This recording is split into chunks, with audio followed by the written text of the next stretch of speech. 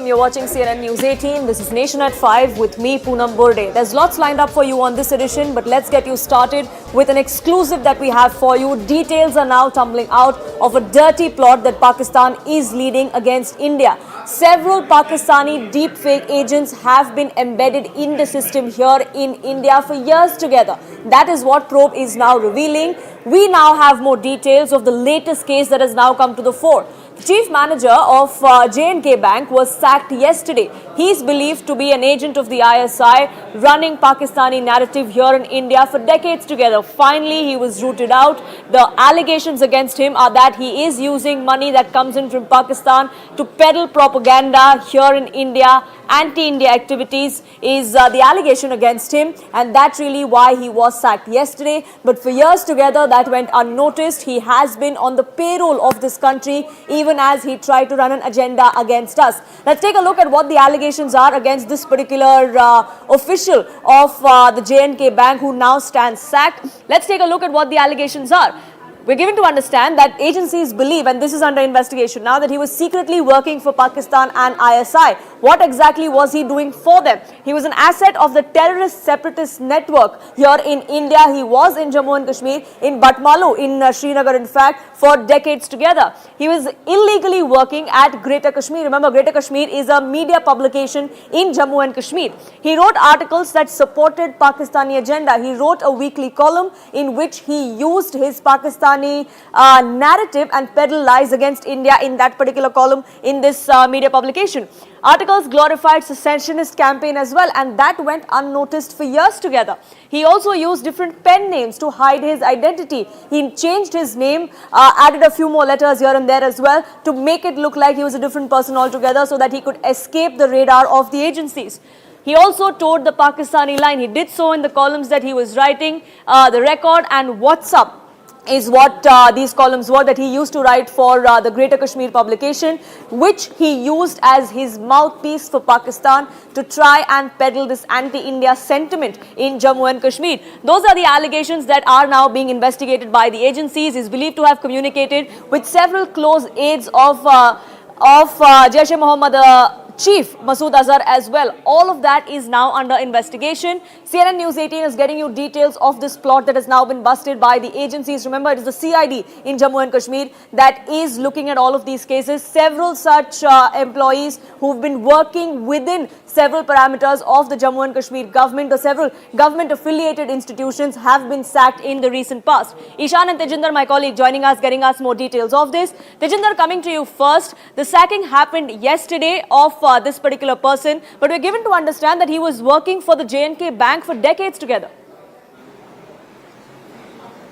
See, Poonam, around 60 such employees have so far been identified who were working on behest of Pakistan, who were peddling the narrative of Pakistan, who were radicalizing the youth, and some of them were directly involved in terror activities.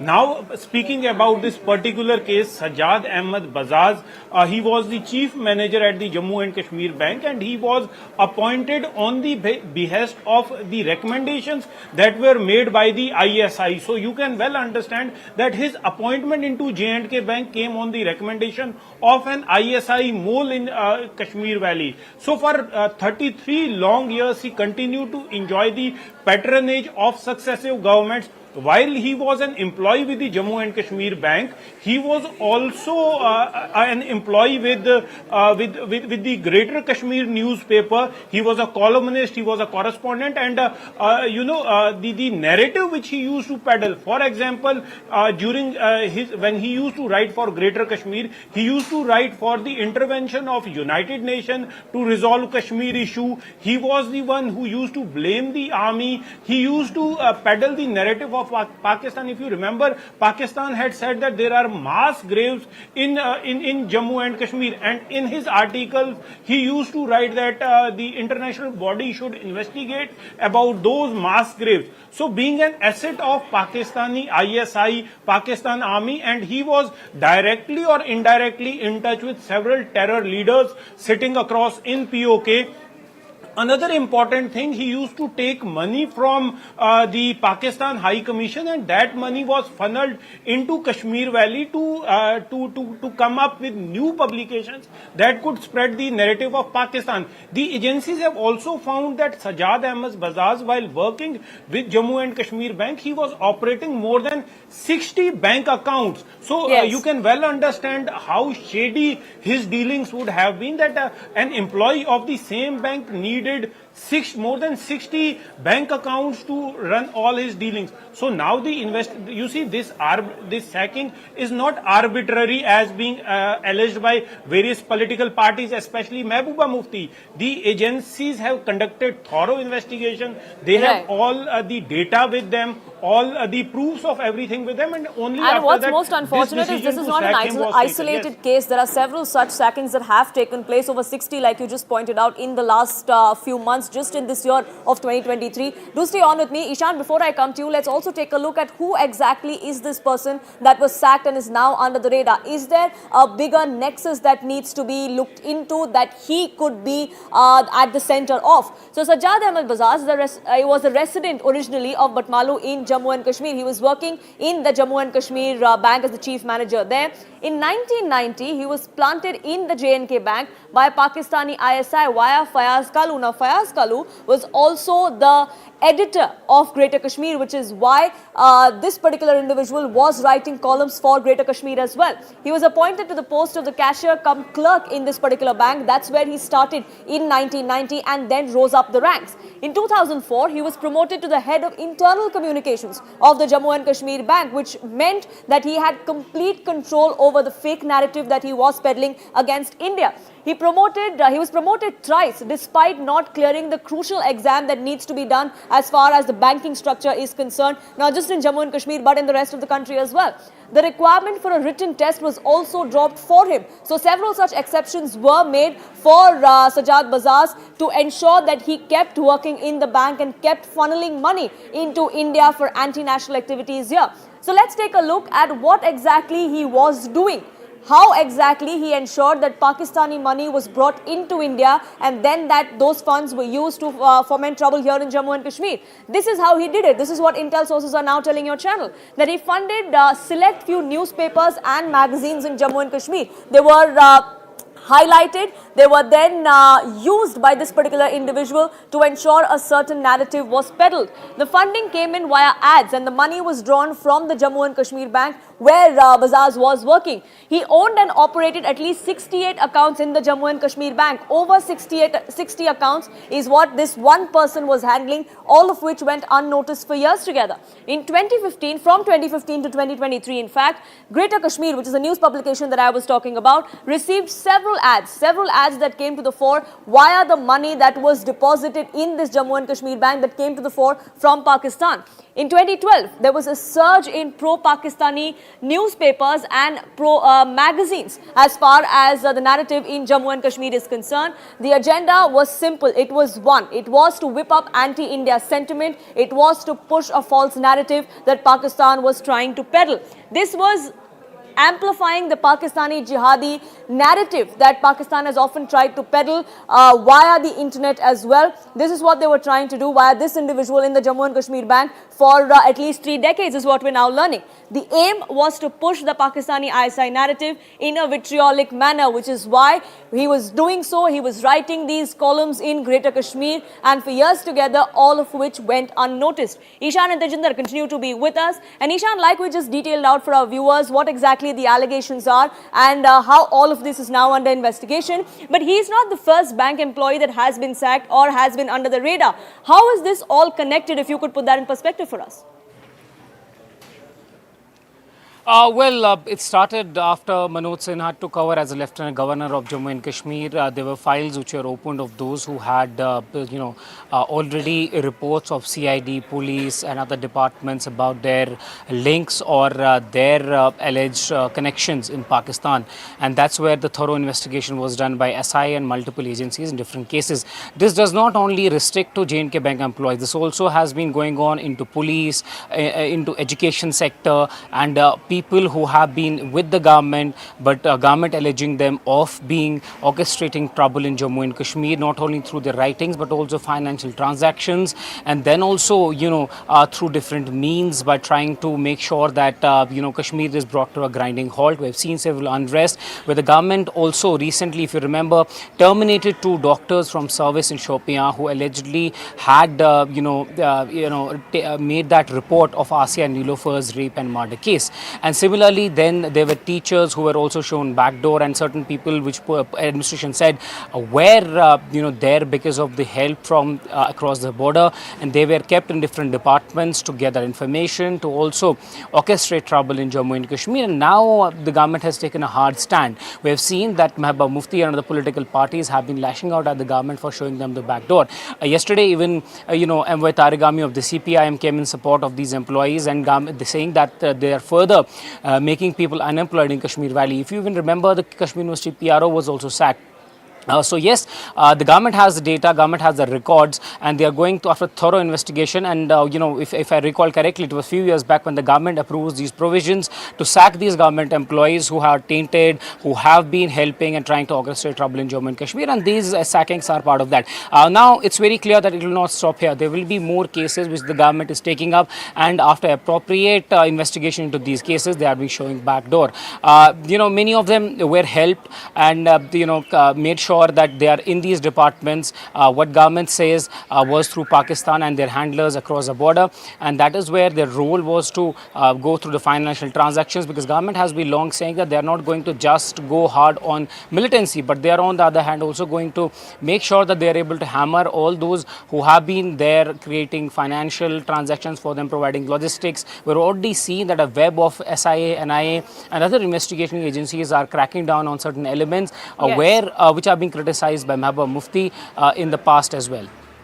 Right, and you mentioned Mehbooba Mufti, and that's really the aspect that I want to bring next to our viewers. This is what Mehbooba Mufti said yesterday after this particular sacking took place, and this is not an unexpected response, many would say. Let's take a look at what Mehbooba Mufti said yesterday, and this is something that she has said in several other instances that have been reported in the recent past. Mehbooba Mufti yesterday slammed the Jammu and Kashmir administration, which is the LG's office. She said that there is selective termination of Kashmiri employees. It's just Kashmiri employees that are being targeted, and that was selectively being done by the government is what she claimed. It was wrongfully dubbing them as terror sympathizers is the allegation that Mehbooba Mufti came out and made. Remember, this is a former Chief Minister of the state of Jammu and Kashmir. The accused were not given a chance to prove his innocence is also something that Mehbooba Mufti came out and said yesterday. Even though the investigation is still on in this particular case, no one has declared him guilty just yet.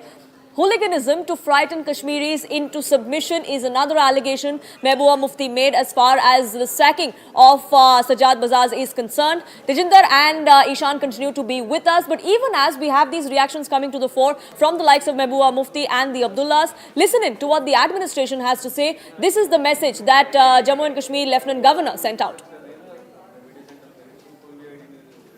Bharat के संविधान का जब निर्माण हो रहा था तो 311 का जो प्रोविजन है उस समय के हमारे देश के संविधान निर्माताओं ने, चाहे डॉक्टर अम्बेडकर हों, सरदार पटेल, सबने ये व्यवस्था रखी थी कि जिन तत्वों से स्टेट को खतरा है, जो इंटीग्रिटी के लिए खतरे हैं, उन पर कार्रवाई की जा सके और पूरे साक्ष्य के साथ कार्रवाई की गई। और इसलिए कौन क्या कहता है ये महत्वपूर्ण नहीं है, ये मैं फिर दोहराना चाहता हूं। ये हमारे सरकार की सर्वोच्च प्राथमिकता है कि जिसका भी टेरर इकोसिस्टम से संबंध रहा है, जिसने भी आतंकवाद को बढ़ाने में अपना योगदान दिया है, गलत तरीके से अगर वो सरकारी नौकरी में आया है, तो जब प्रमाण मिलेगा, साक्ष्य मिलेगा, उन्हें निश्चित रूप से उनके खिलाफ विधिक ढंग से कार्रवाई की जाएगी। That was a strong message that came to the fore from the Lieutenant Governor of Jammu and Kashmir. We have former Deputy Chief Minister of Jammu and Kashmir, Kavinder Gupta, joining us here on this broadcast. So, धन्यवाद हमसे बात करने के लिए here on CNN News 18. We've seen the kind of action that is being taken against all of these people who are believed to be moles of Pakistani ISI. फिर भी we have politicians like Mehbooba Mufti जो कहते हैं कि ये कश्मीरियों को target करने की एक साजिश है। देखिए, जम्मू कश्मीर प्रशासन ने, हमारी एजेंसीज ने बहुत से ऐसे लोगों को पता लगाया है और टर्मिनेट भी किया है जो कि ओवरग्राउंड वर्कर बन करके, अंडरग्राउंड वर्कर बन करके पाकिस्तान के प्रति अपनी जो वो दिखाते थे कि हम उनके साथ हैं और मिलिटेंसी को बढ़ावा देने में काम करते थे, उनको एक स्वागत योग्य कदम है कि टर्मिनेट किया जाना।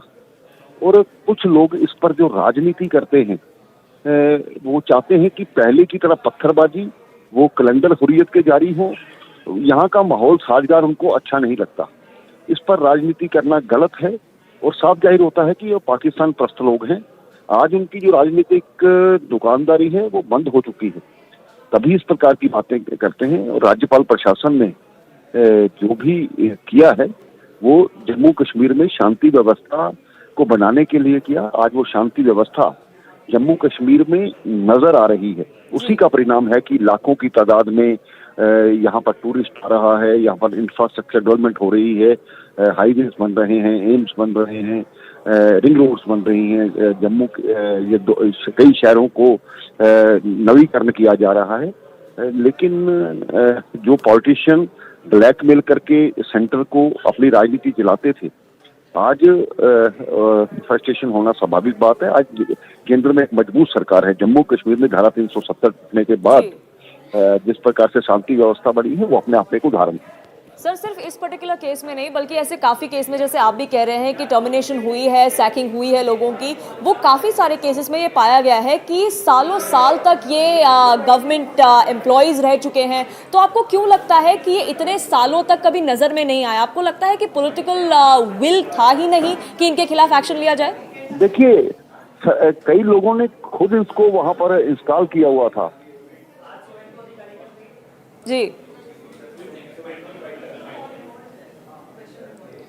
I believe we've lost that line with Kavinder Gupta, but Mr. Gupta, thank you so much for speaking with us. You're on CNN News 18. The BJP there, of course, going on to say that this is on expected lines, the kind of reactions that we see from the likes of Mehbooba Mufti and Abdullah's, but action is being taken against those who are peddling Pakistan's fake narrative and trying to foment trouble here in Jammu and Kashmir. That is not going to be tolerated, is the clear message. Ishan and Tejinder, my colleagues, continue to be with us on this. And Tejinder, like the BJP has been pointing out, that this has happened on expected lines. But we've seen in the recent past, in the last 6 months perhaps of 2023, is when this action or this crackdown has really intensified, isn't it?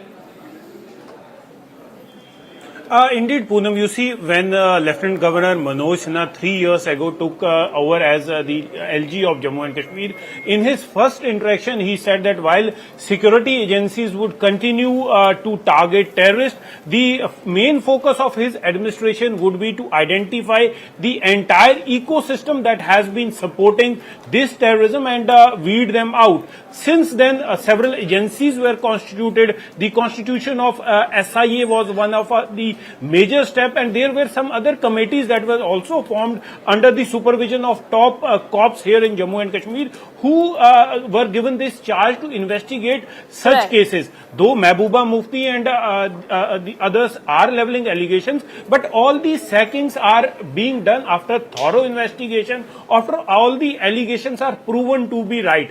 As you pointed out that in 2023 more such sacking has taken place. The only reason is that for initially few months, or you can say the first or 2 years, the main focus was to carry out investigations. Now that investigation part has been done, the proofs, everything is being corroborated, and these people, they are being sacked. You see, this action is being not taken, and going to the stop whip will here, be cracked, is what the will... message really is. Sorry to interrupt you there, but do stay on with me. We have defense expert KK Sinha also joining us here on this broadcast. So thank you so much for speaking with us here on CNN News 18.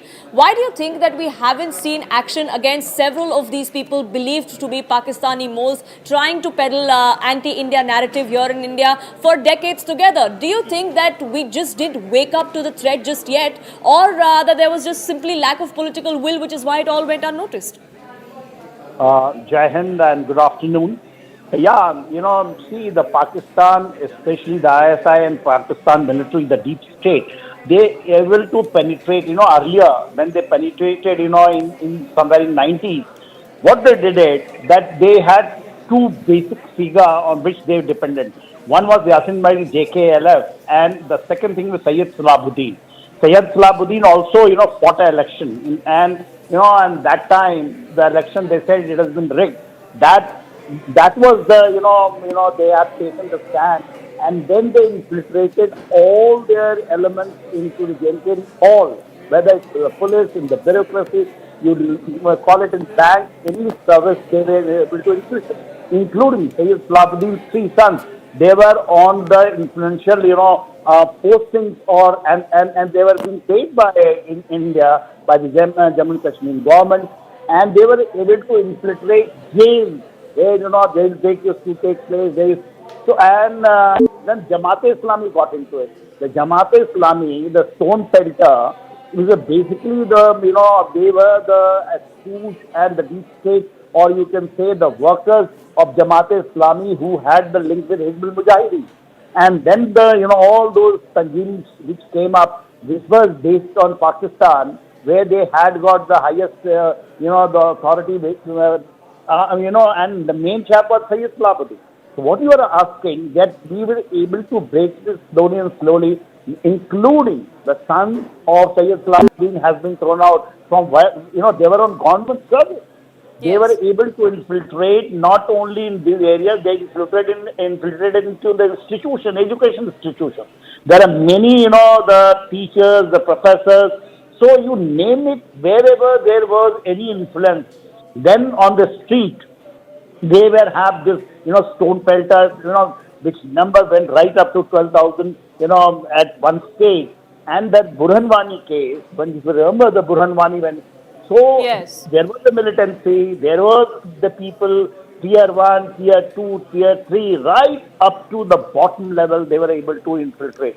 And not only did they infiltrate, they survived, they even flourished under what many would call it was nothing but blatant political patronage from politicians here in India as well. And that's the most unfortunate bit. But all of these elements are being weeded out. That's the clear message that the central government via the Jammu and Kashmir LG is sending. Now, KK Sinha, thank you so much for speaking with us here on CNN News 18. On that note, we're slipping into a quick break on this edition. Back in just a few minutes. Don't go anywhere.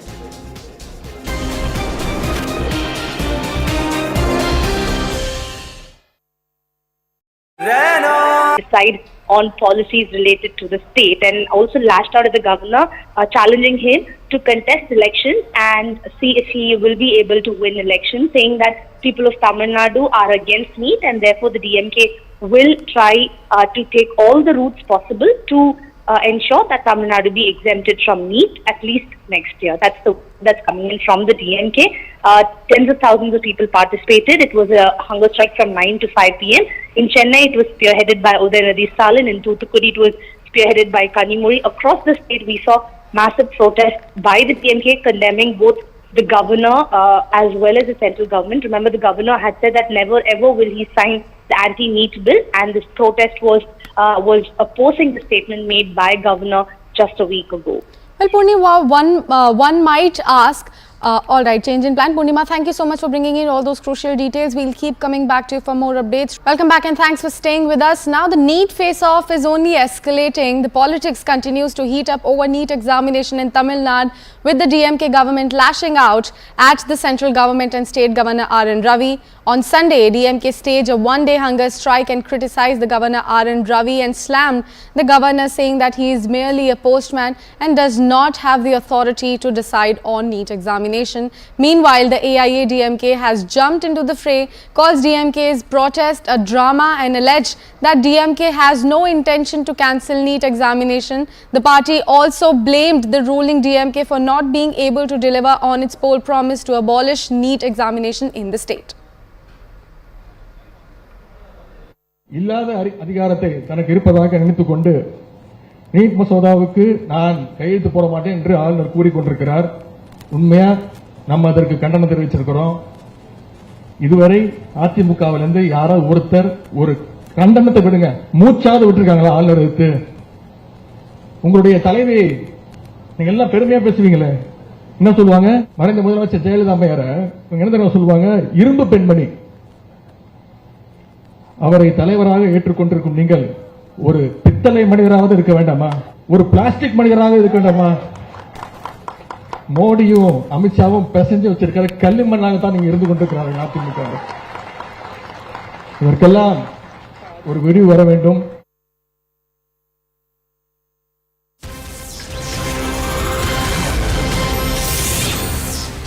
as we were talking about the politics over NEET examination in the state of Tamil Nadu, it's about EPS versus DMK. Now, former Tamil Nadu Chief Minister and AIA DMK General Secretary Edapadi K. Palaniswamy says that today Udayanidhi Stalin staged a drama called Hunger Strike to cancel the NEET examination.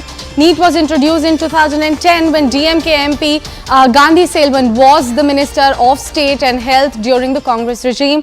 Today they are holding a hunger strike to hide this, but DMK brought the NEET examination, but today it is protesting to ban it. Now then Stalin said that the NEET examination will be cancelled if DMK comes to power, but it has been 3 years since DMK came to power, but it has not been cancelled yet. So that's the attack from EPS on the DMK government in the state. He lashed out at them and said that today Udayanidhi Stalin is staging a drama called Hunger Strike to cancel the NEET examination in the state, but NEET was introduced in 2010 when DMK MP Gandhi Selvan was the Minister of State and Health during the Congress regime. Today they are actually holding a hunger strike to hide this, but DMK brought the NEET examination themselves and now they are protesting against it. Udayanidhi Stalin said that the NEET examination will be cancelled if DMK comes to power, but it has been 3 years since DMK came to power and the examination has still not been cancelled. To give us more details about that, I have CNN News 18's Purnima Murli joining me on the phone line. Purnima, very good morning to you. Could you give us more details about this scathing attack that EPS launched on DMK government? Well, politics over NEET has only escalated, especially in the last 48 hours, with the DMK youth wing, students wing and doctors wing staging a one-day hunger strike. The opposition party, the AIA-DMK, has made it clear that it is because of the DMK that NEET is still not abolished in the state. In fact, states that DMK and Congress in 2010 itself were in support of the NEET medical exam, and now only to gain political mileage, they are doing such a big drama. That's the word that's coming in from Edapadi Palaniswamy, the General Secretary of the AIA-DMK, while DMK tells people that in 2024, if there is a change in the center, then NEET will definitely be abolished. That's the word coming in from the DMK. But politics over NEET is only going to escalate with both the DMK and the AIA-DMK blaming each other, while people are keenly waiting and watching in the run-up to 2024 Lok Sabha polls.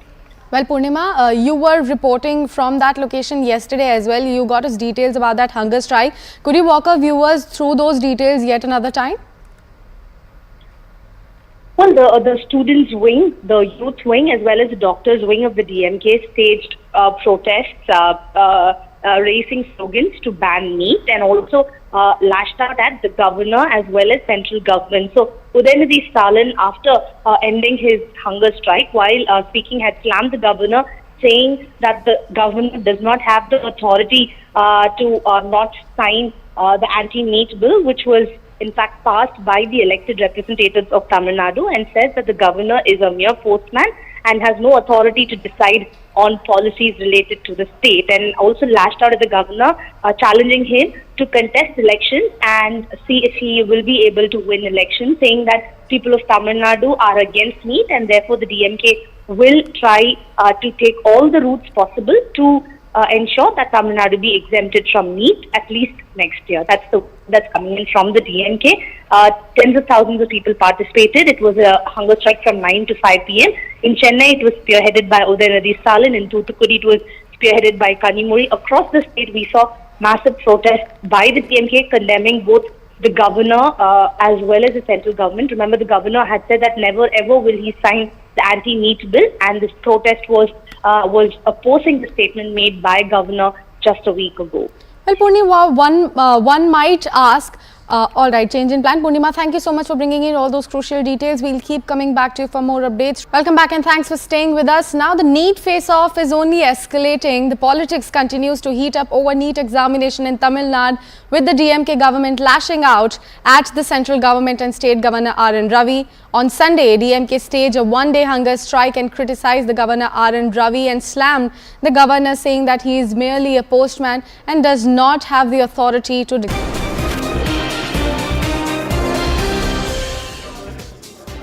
Welcome back. You're watching Nation at 5 here on CNN News 18 with me, Poonam Burde. Let's now get you some horrific news that came to the fore from the national capital. He was a man in charge of protecting women and children. He was deputed in the Women and Child Development Ministry of the Delhi government, and yet he preyed on a 14-year-old. He was the victim of this particular crime was someone that was known to him. She used to call him his uncle, and yet he sexually assaulted her multiple times over the course of a year and a half. That has now finally come out in the open, and this bureaucrat with the Delhi government and his wife have now been arrested under POCSO and for criminal conspiracy as well. Listen in to all that has transpired so far and the investigation and where it stands.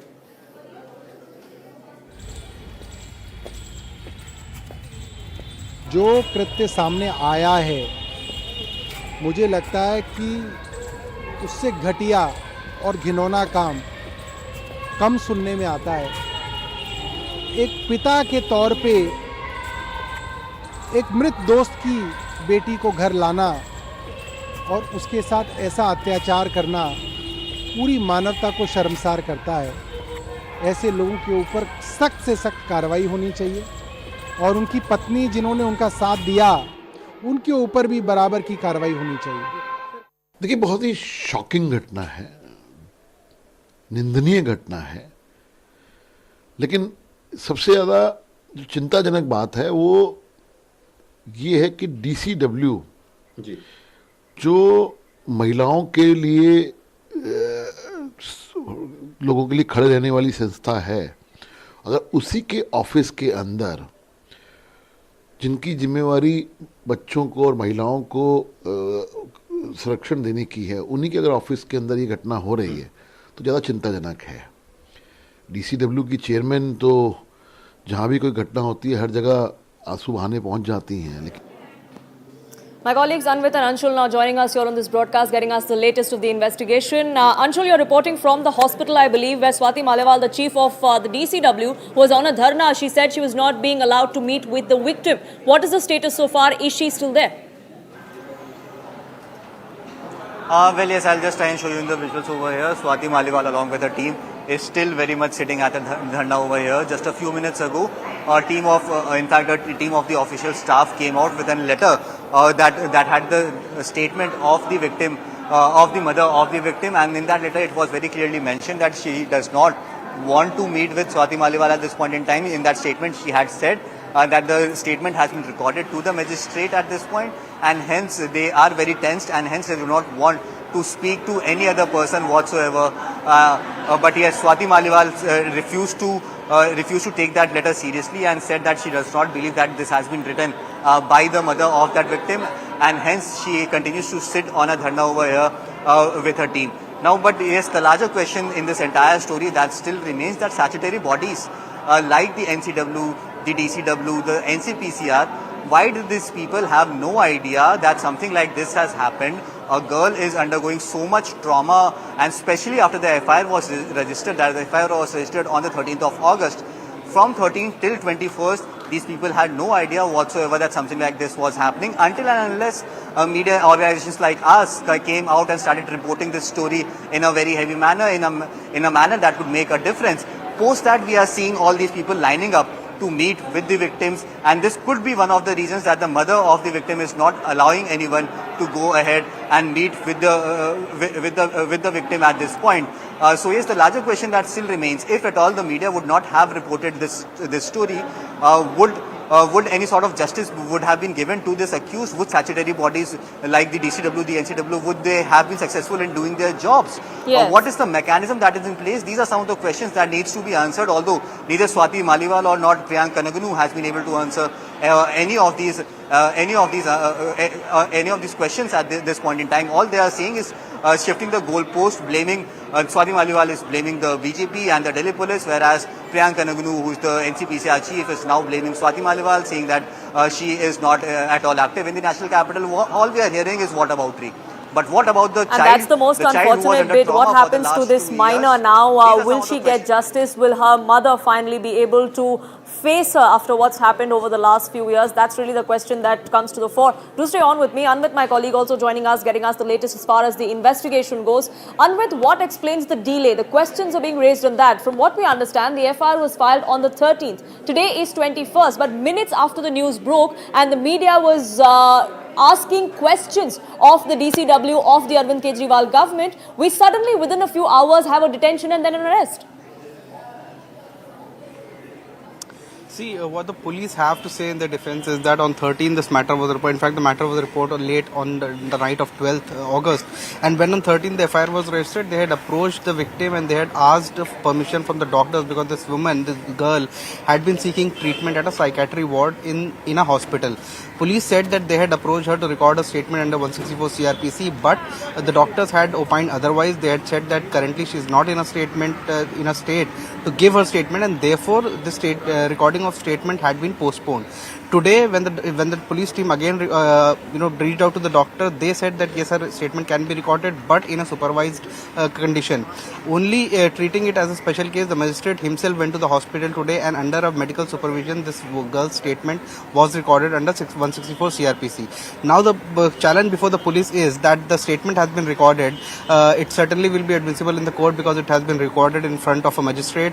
And other than that, see whatever now this couple has been arrested, their custody will be sought from the court. But during the custody, whatever this couple confesses to the police, that is not admissible in the court of law. So police's challenge is to corroborate all these allegations that the girl is making, or what all she has said in a statement, to corroborate with the scientific evidence, so that when the case goes to trial, then police can make these allegations good enough so that the evidence can be connected to them, and in court of trial a watertight case can be framed against the couple. But because the child also is currently in a psychiatry ward, she is seeking treatment, police will also look into if the kind of statement she has made and previously the complaint that has been received, because these allegations came out when she was undergoing a counselling, after getting repeated panic attacks. Her mother had reported this matter, and when only then this all came out. So that also will link. So all the statements that have been recorded, 164, what the couple will confess to, and police earlier also went to the couple's house. So whatever they'll find from there, all the chain of events will be corroborated with the scientific evidences, so that the matter can be made watertight enough when it goes to trial, a case can be built against. All of the allegations will have to be corroborated with facts for this case to have legal standing when it does go to trial. Do stay on with me, Anvit and Anshul. Let's listen into some more reactions that are now pouring in. आज वो शांत और मौन क्यों है? सवाल ये बनता है कि क्या उनको ये पता था? क्या वो इससे ऑफिसर को पेट्रोनेज और प्रोटेक्शन दे रहे थे, और अब क्योंकि भांडा फूट गया है तो उनसे कुछ बोलते नहीं बन पा रहा है? दिल्ली सरकार का एक वरिष्ठ अधिकारी ये करता रहा एक बच्ची के साथ, और उनको जानकारी नहीं थी, और जानकारी थी तो क्या कार्रवाई की?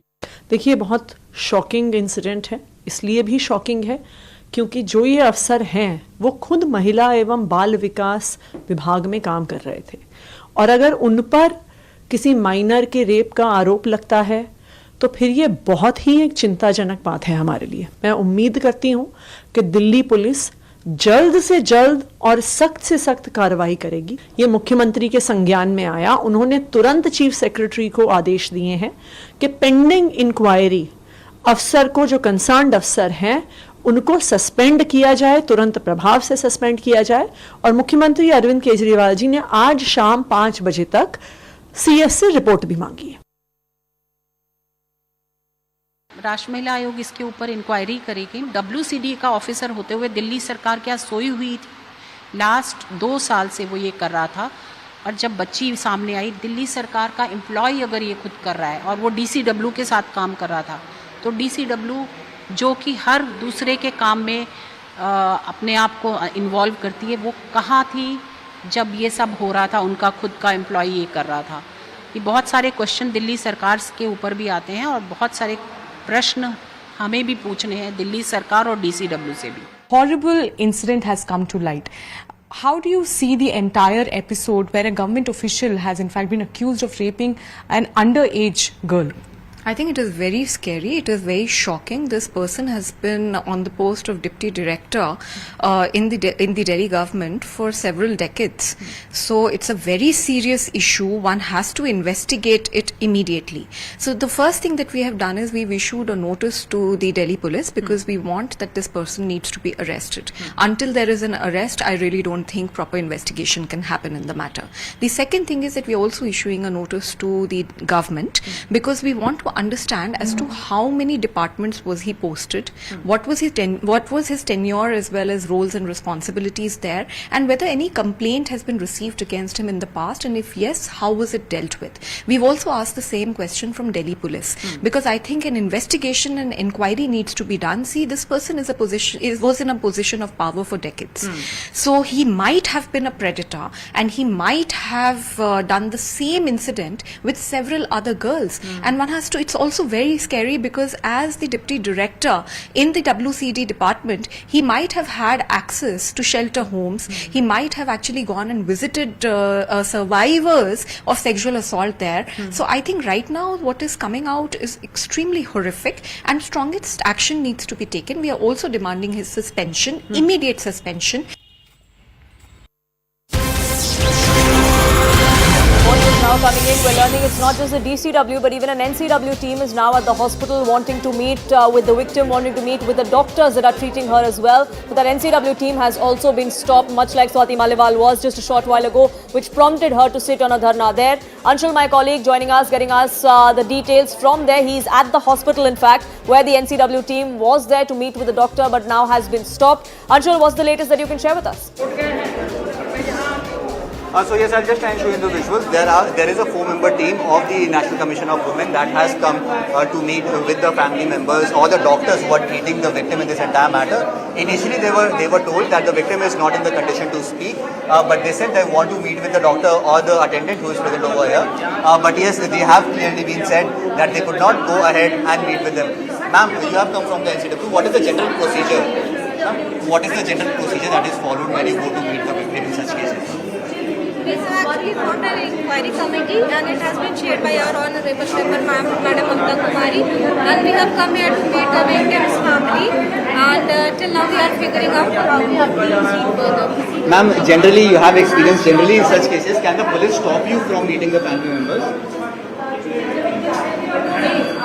Okay, so yes, these people have come out to meet with the victim at this point in time. On the other hand, Swati Maliwal is still sitting over here. The DCW chairperson is over here. The member of the NCW have also come out over here. But still, no one is being allowed to enter into the hospital. The reason that is being given by the hospital authorities is that the child is not in the right condition to meet with anyone, whereas the mother has given a written statement in which she has said that she is already very disturbed and does not want to meet anyone. Now all this political ordeal is and all these political hectic parlays are now happening where the DCW, the NCW are now coming out to the fore and to actually meet with the victim. The demand of the NCW at this point in time is that even if at all the victim is not in the right frame of mind to speak, they can speak at least to the mother.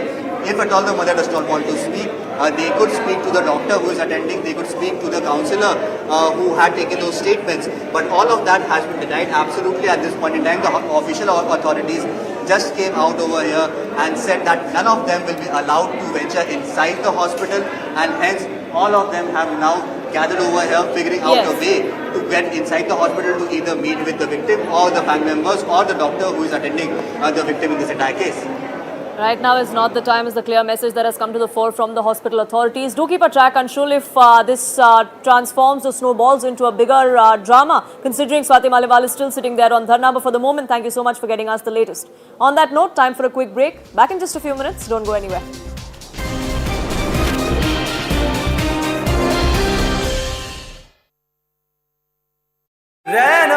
Examination. Meanwhile, the AIA-DMK has jumped into the fray, calls DMK's protest a drama and alleged that DMK has no intention to cancel NEET examination. The party also blamed the ruling DMK for not being able to deliver on its poll promise to abolish NEET examination in the state.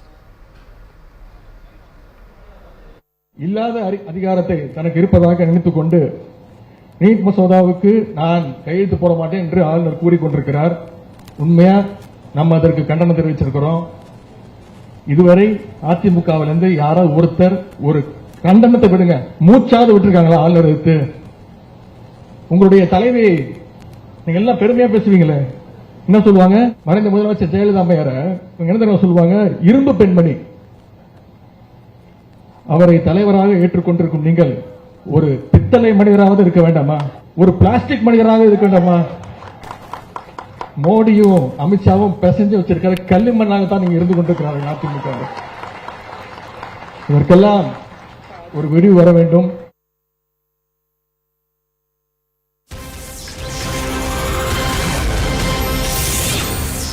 Now, as we were talking about the politics over NEET examination in the state of Tamil Nadu, it's about EPS versus DMK. Now, former Tamil Nadu Chief Minister and AIA DMK General Secretary Edappadi K. Palaniswamy says that today Udayanidhi Stalin staged a drama called Hunger Strike to cancel the NEET examination.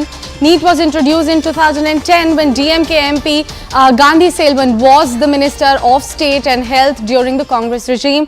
Today they are holding a hunger strike to hide this, but DMK brought the NEET examination, but today it is protesting to ban it. Now then Stalin said that the NEET examination will be cancelled if DMK comes to power, but it has been 3 years since DMK came to power, but it has not been cancelled yet. So that's the attack from EPS on the DMK government in the state. He lashed out at them and said that today Udayanidhi Stalin is staging a drama called Hunger Strike to cancel the NEET examination in the state, but NEET was introduced in 2010 when DMK MP Gandhi Selvan was the Minister of State and Health during the Congress regime. Today they are actually holding a hunger strike to hide this, but DMK brought the NEET examination themselves and now they are protesting against it. Udayanidhi Stalin said that the NEET examination will be cancelled if DMK comes to power, but it has been 3 years since DMK came to power and the examination has still not been cancelled. To give us more details about that, I have CNN News 18's Purnima Murli joining me on the phone line. Purnima, very good morning to you. Could you give us more details about this scathing attack that EPS launched on DMK government? Well, politics over NEET has only escalated, especially in the last 48 hours, with the DMK youth wing, students wing and doctors wing staging a one-day hunger strike.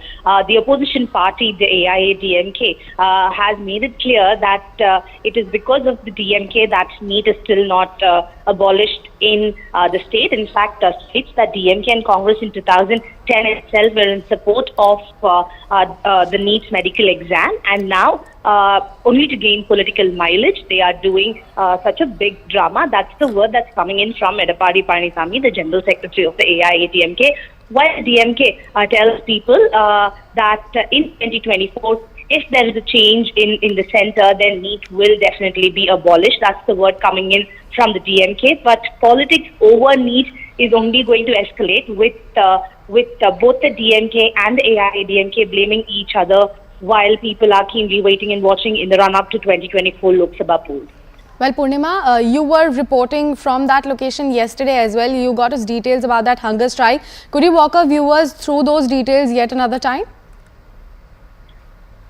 Well, the students' wing, the youth wing, as well as the doctors' wing of the DMK staged protests, raising slogans to ban NEET, and also lashed out at the governor as well as central government. So Udayanidhi Stalin, after ending his hunger strike, while speaking, had slammed the governor, saying that the government does not have the authority to not sign the anti-NEET bill, which was in fact passed by the elected representatives of Tamil Nadu, and says that the governor is a mere postman and has no authority to decide on policies related to the state, and also lashed out at the governor, challenging him to contest elections and see if he will be able to win elections, saying that people of Tamil Nadu are against NEET and therefore the DMK will try to take all the routes possible to ensure that Tamil Nadu be exempted from NEET at least next year. That's coming in from the DMK. Tens of thousands of people participated. It was a hunger strike from 9 to 5 p.m. In Chennai, it was spearheaded by Udayanidhi Stalin. In Thoothukudi, it was spearheaded by Kanimuri. Across the state, we saw massive protests by the DMK condemning both the governor as well as the central government. Remember, the governor had said that never ever will he sign the anti-NEET bill, and this protest was opposing the statement made by governor just a week ago. Well, Purnima, one might ask, All right, change in plan. Purnima, thank you so much for bringing in all those crucial details. We'll keep coming back to you for more updates. Welcome back and thanks for staying with us. Now the NEET face-off is only escalating. The politics continues to heat up over NEET examination in Tamil Nadu, with the DMK government lashing out at the central government and state governor R.N. Ravi. On Sunday, DMK staged a one-day hunger strike and criticized the governor R.N. Ravi and slammed the governor, saying that he is merely a postman and does not have the authority to decide on NEET examination. Meanwhile, the AIA-DMK has jumped into the fray, calls DMK's protest a drama and alleged that DMK has no intention to cancel NEET examination. The party also blamed the ruling DMK for not being able to deliver on its poll promise to abolish NEET examination in the state.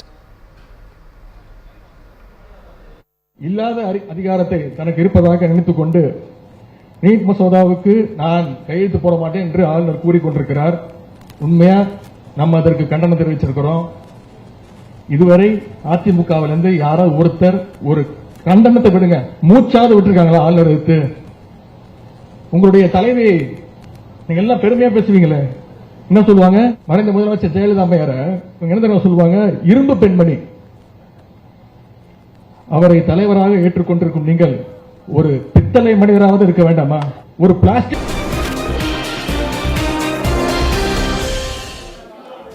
Welcome back. India is on the cusp of history. In 48 hours from now, India and ISRO are going to attempt soft landing on the south side of the lunar surface.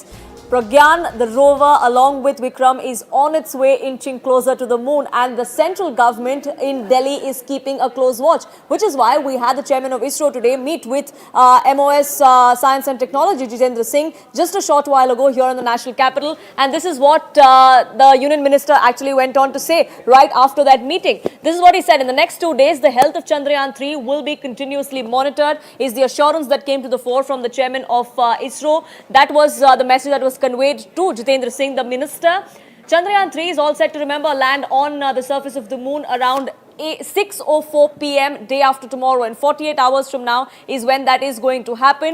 1 billion prayers are with this particular mission, hoping that this is a successful mission when that soft landing takes place on the south side of the lunar surface. But unfortunately, even as we're all waiting for that historic moment, politics over this is taking place, and politics from unexpected quarters coming in as well. Let's take a look at what Prakash Raj had to tweet this morning. This is a picture that Prakash Raj put out when he took to Twitter, when he took to social media this morning. This is a picture of a chaiwala. The inference he's trying to make with this tweet is, first view just arrived from Chandrayaan. Just asking is what he went on to say.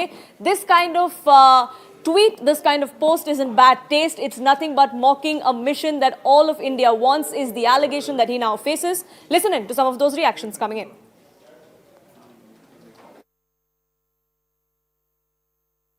ಈಗ ಕೆಲವರಿಗೆ ಭಾರತದ ಅಸ್ಮಿತೆಯ ಬಗ್ಗೆ ಅಪನಂಬಿಕೆ ಇದೆ. ಭಾರತ ಪ್ರಗತಿಯತ್ತ ಮುಂದೋಗೋದು ಕೆಲವರಿಗೆ ಒಂದು ಅಸಹನೆಯನ್ನು ಉಂಟು ಮಾಡುತ್ತೆ. ಚಂದ್ರಯಾನ ಯಶಸ್ವಿ ಆಯಿತು ಅಂದ್ರೆ ಕೆಲವರಿಗೆ ಸಂಕಟ ಶುರುವಾಗುತ್ತೆ. ಆ ಸಂಕಟ ಶುರುವಾಗವರೆಲ್ಲರೂ ತಮ್ಮ ಸಂಕಟವನ್ನು ಹಲವು ರೀತಿಯಲ್ಲಿ ವ್ಯಕ್ತಪಡಿಸ್ತಾರೆ. ಪ್ರಕಾಶ್ ರಾಜ್ ಅವರು ಯಾವ ರೀತಿ ವ್ಯಕ್ತಪಡಿಸಿದಾರೋ ನನಗೆ ಗೊತ್ತಿಲ್ಲ. ಭಾರತಕ್ಕೆ ಜಗತ್ತಿನಲ್ಲಿ ಗೌರವ ಸಿಕ್ಕಿದ್ರೆ, ಭಾರತ ಪ್ರಧಾನಮಂತ್ರಿಗಳನ್ನ ಪ್ರಶಂಸೆ ಮಾಡಿದ್ರೆ, जहां तक उनका प्रकाश जी का ताल्लुक है, उनका बयानात जितने भी आते हैं वो सही बयानात होते हैं, और उन्होंने जो भी तस्वीरें भेजी हैं वो मैंने नहीं देखी हैं, लेकिन वो हमेशा सच को सच ही कहते हैं. मैं वही बोल रहा हूँ ना, ये जो हमारे जो कोई समाज में रहने वाले जो विरोधी लोग हैं, इनको मोदी जी के बारे में पर्सनल द्वेष है. वो कुछ भी काम करते हैं, सुबह उठ के रात के सोने तक उनको सिर्फ मोदी फोबिया हो गया है. इसलिए मोदी फोबिया होने के वजह से दिन और रात, मतलब जितना अपना बीवी का नाम लेंगे उतने ज्यादा मोदी जी का नाम ले लेंगे.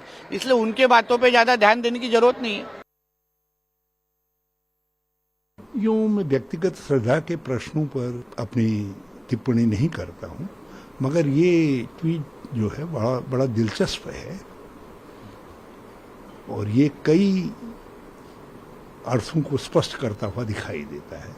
तो इस तरीके के उद्देश्यपूर्ण ट्वीट्स को करने के लिए मैं बहुत बधाई देना चाहूँगा प्रकाश जी को।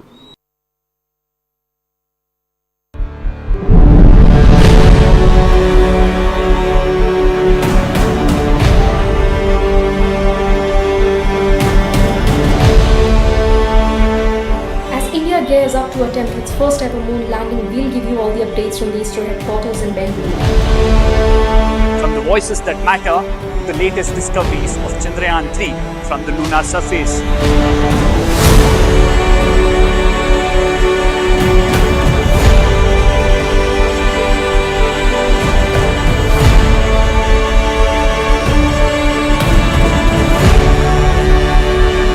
Watch CNN News 18 as we bring you all the updates and details of the India's historic moon mission.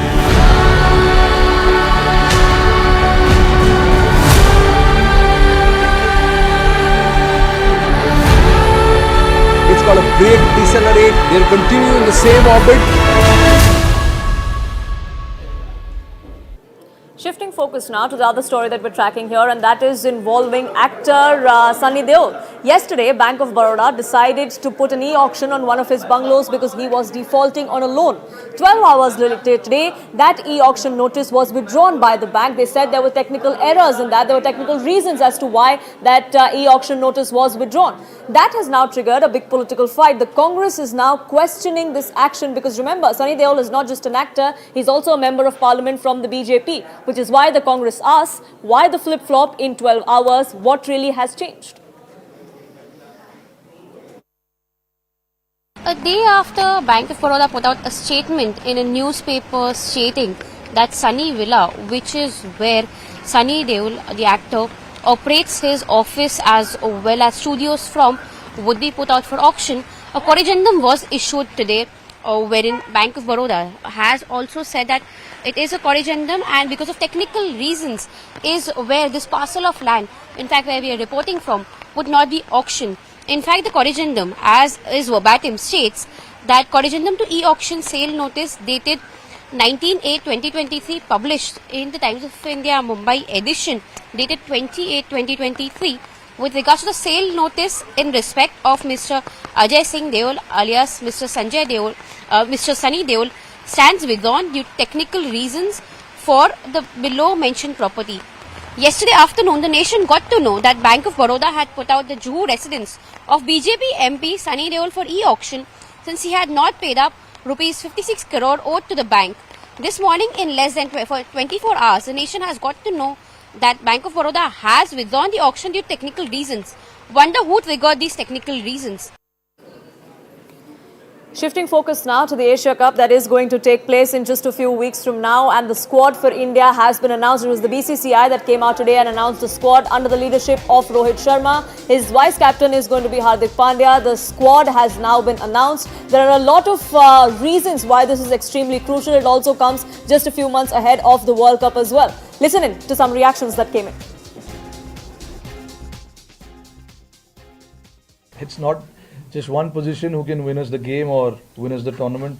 I think it's about the entire unit, batting unit coming together and getting the job done. There have been challenges, guys have been put under pressure and things like that, which is a good thing. But unfortunately, we've had few injuries along the line, so we had to try and see the other players in that position. Try and rotate. There were a lot of players who missed out because of workload management and stuff like that. So we had to get someone else. And at the same time, try and, see what combination suits you. I mean, at the moment, we've just spoken about three openers here. Rohit is not a bad player. Shubman's, had a phenomenal year and a half, 2 years. Ishan Kishan's, Shikhar's been a terrific player for India. We know his record. We know what he's done. I think since December, I don't think he's been. Was his last thing. So, look, he's been a terrific player. But at the moment, there are three guys who are doing really well. So, you can only fit 15 in a team. So, unfortunately, sometimes somebody has to miss out. So, These three guys have been prolific for India. Who will win the World Cup? I can't say that. I don't know. But India will always have a chance. As I said, all games are important. It's not India-Pakistan only. It's obviously a big game, but every game is important. India-Australia is as big. India-England is as big. India-South Africa is as big. So there's no small games in the World Cup.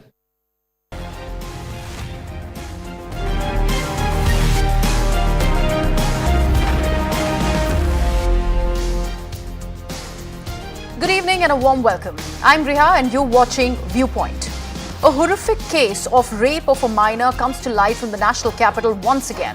Only this time, the offender, the accused, is the very man who had taken the girl under his guardianship after the death of his father and her father and his friend. Now that's how upsetting this entire tale is, which is what we are breaking down for you. The accused in question here is a senior officer in the Delhi government's Women and Child Development Department, and he's accused of raping his friend's 16-year-old daughter for several months and impregnating her. The Delhi police have booked the accused and his wife on charges of rape under the Protection of Children from Sexual Offences or the POCSO Act. This after